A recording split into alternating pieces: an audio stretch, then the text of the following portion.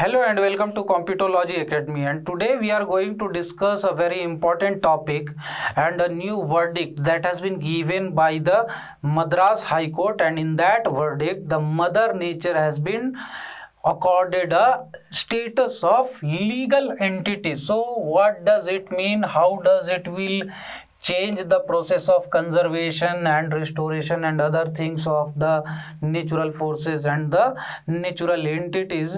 All these things will be discussed here in detail, and these type of questions related to the climate change, environment and ecology and the related issues have become quite important in the civil services exams, whether it is a state PCS exam or the UPSC exam. And if we talk about the UPSC exam, then these type of questions are being asked quite often in any part of the question papers that you will find in the geography part of the paper 1. You may find it in the polity part of the paper 2. It may also be there in the paper 3 in the part of the environment and ecology. You may find such kind of questions in the ethics and integrity and aptitude paper also, where you may find that the ethical issues related to the conservation of the nature or as a case study, or if there is a question or a topic given in the essay paper that relates to the environment and ecology issue, then you may use such kind of information as examples in those essays, which will enrich your essay, it will enrich your content. So today we are going to discuss in detail these things. And if you have not subscribed the channel till now and you are watching the video, then please subscribe the channel and press the bell icon to get notified whenever we upload new videos. So let us start here.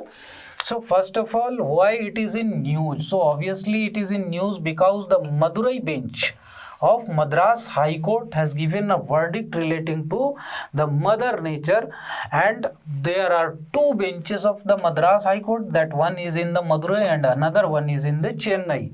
And here the verdict was given by Justice S. Srimate. Justice S. Srimate has given this verdict where she invoked the principle of parens patriae jurisdiction. And in legal terms, what does this mean?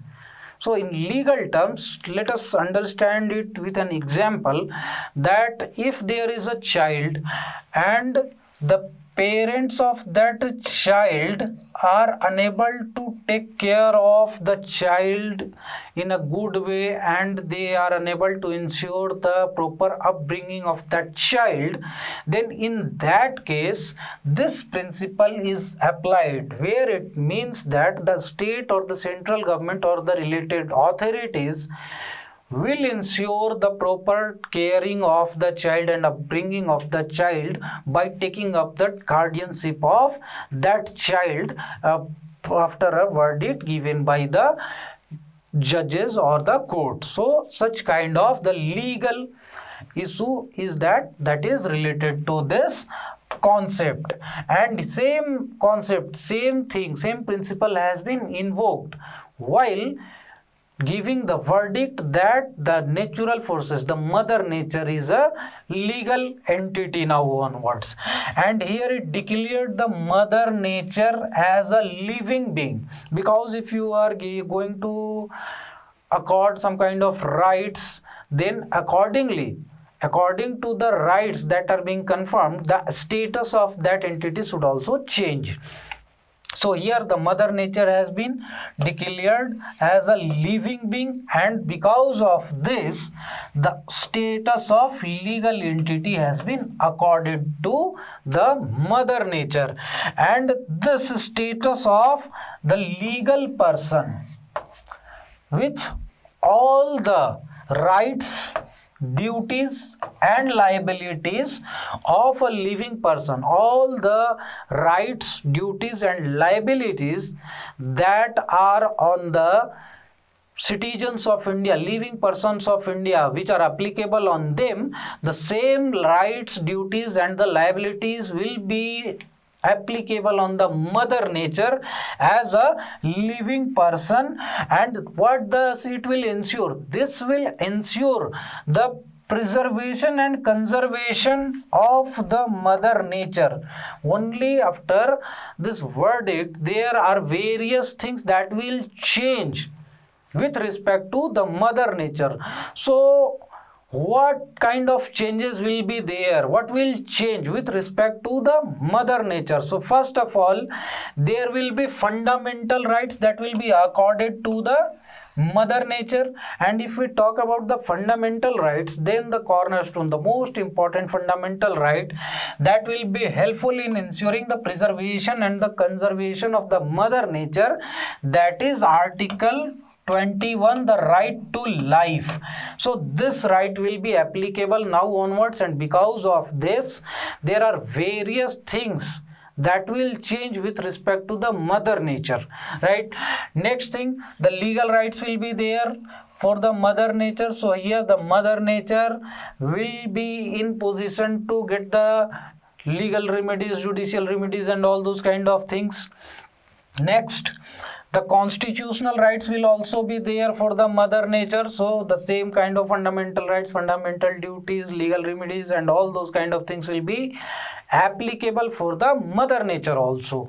Next, it will ensure the survival, safety, sustenance and resurgence in order to maintain its status and also to promote the health and the well-being of the mother nature.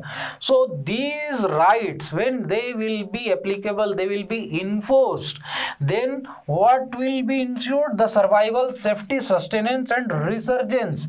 And like a living person is having the right of health and well-being, the same kind of rights will be applicable for the mother nature also. And the health and the well-being, like the proper conservation, the resurgence of the ecosystem, conservation of the ecosystem and all those kind of health and well-being issues will be looked after for the mother nature. And how the rights will be ensured? सिर्फ rights दे देने से नहीं होता है.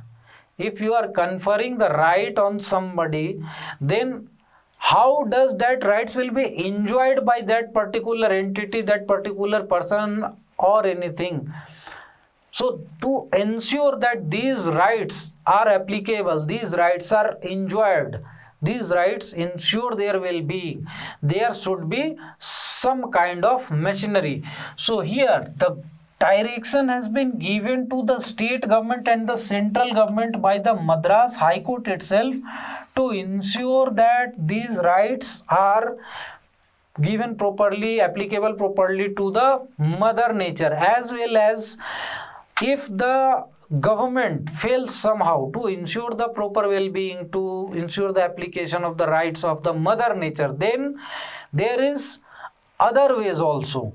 Like if informed and concerned citizen wants that the mother nature's rights are ensured, then if he sees that, if he watch that there is the violation of the rights of the mother nature, then he may sue the government through a public interest litigation, and thereafter the directions may be forwarded by the court to the government to ensure the rights of the mother nature.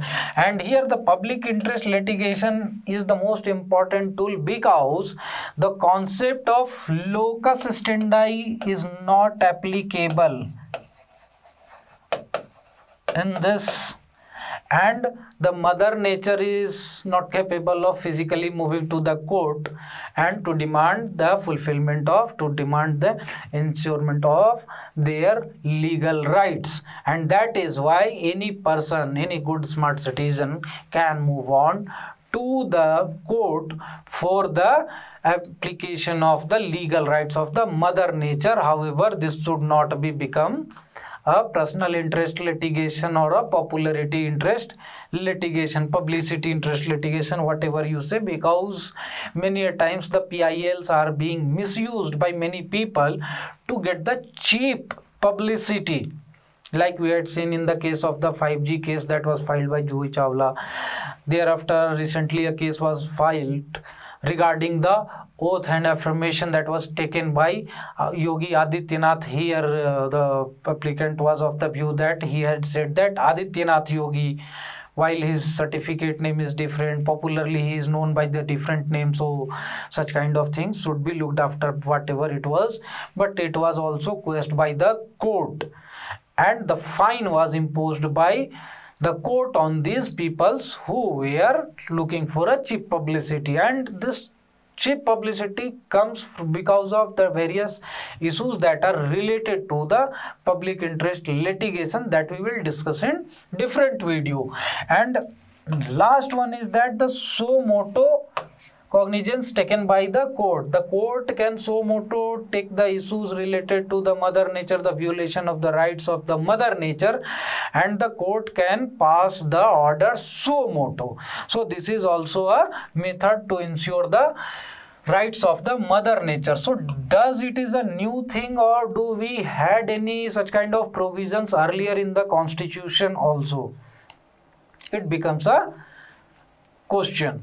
So here in the constitution earlier also there were some of the provisions which related to the mother nature, and those were provided in the directive principles of state policy as well as in the fundamental duties also. And in the directive principle of state policy under article 48A, it was provided that to protect and improve the environment and to safeguard the forest and the wildlife. So the natural things had been included here, and that was the direction provided by the constitution to the state governments or the state, that is under the definition of article 13. All the authorities which come under the definition of the state, they were provided this directive, this direction to protect and preserve the natural forces. However, this definition, this direction was made more elaborate under the fundamental duties provided under article 51 of A in the constitution. And here it says that to protect and improve the natural environment including the forests, lakes, rivers, wildlife, and to have compassion for the living creatures, so the whole animal kingdom and other things as well as the forest, lakes, etc., water bodies. I think the whole of the natural entities has been covered in this fundamental duty, and that is the duty of the citizens of India to protect the mother nature. So it becomes an important duty and we should follow this. Then does it is a new thing, or we had previous instances? Does it such kind of verdicts had came earlier also? So in 2017, first such kind of verdict was pronounced by any court in India, and that was by the Uttarakhand High Court in 2017, where the Uttarakhand High Court had accorded the legal entity status to two of the important rivers of India, that were Ganga and Yamuna, and their originating glaciers, that were Gangotri and Yamunotri, from where the river Ganga and Yamuna originates. And here the Uttarakhand government had given the direction to the state government to ensure the health and well-being of these rivers and these glaciers, to protect, preserve and conserve these rivers and these glaciers. And next verdict had came from the same High Court, same Uttarakhand High Court, related to the entire animal kingdom. The entire animal kingdom in the state were accorded the legal entity status in the year 2018. And the next such kind of verdict had came by the Punjab and Haryana High Court in Chandigarh in the year 2020, when the Sukna Lake was accorded the living entity status, the legal entity status. And it was directed to the government, state government and the other authorities to ensure the health and well-being of the Sukna Lake. And this new trend has emerged internationally. This is the new trend where the natural forces are being accorded the legal entity status. And from where does it originated? So this trend had originated from Latin America, South America. In the year 2008, the Ecuador accorded the legal entity status to Pachamama. Ecuador is a country in the Latin America, and Pachamama is the name of the nature god, natural god, right? Nature god. They consider the nature as the god, and they had accorded it the legal entity status in the year 2008.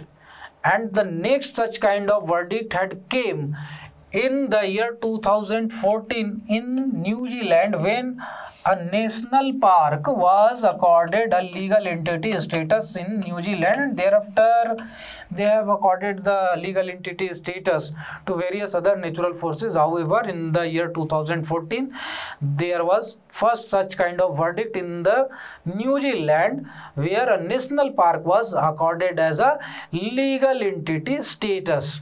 So here we finish off the discussion of this new verdict that had came by the Madras High Court, where the mother nature has been accorded the legal entity status. And for such kind of videos and other informations, you can follow us on our Facebook and Instagram handle. This is our Telegram channel, where the questions, materials and various other things are being updated time and again. And you can also visit our website for various courses, that is www.computology.com. and those who have not subscribed our channel till now, please subscribe our channel and press the bell icon to get notified whenever we upload new videos. And if you watched the video till now, then please like the video, share the video if you find it informative. Thank you very much and have a nice day.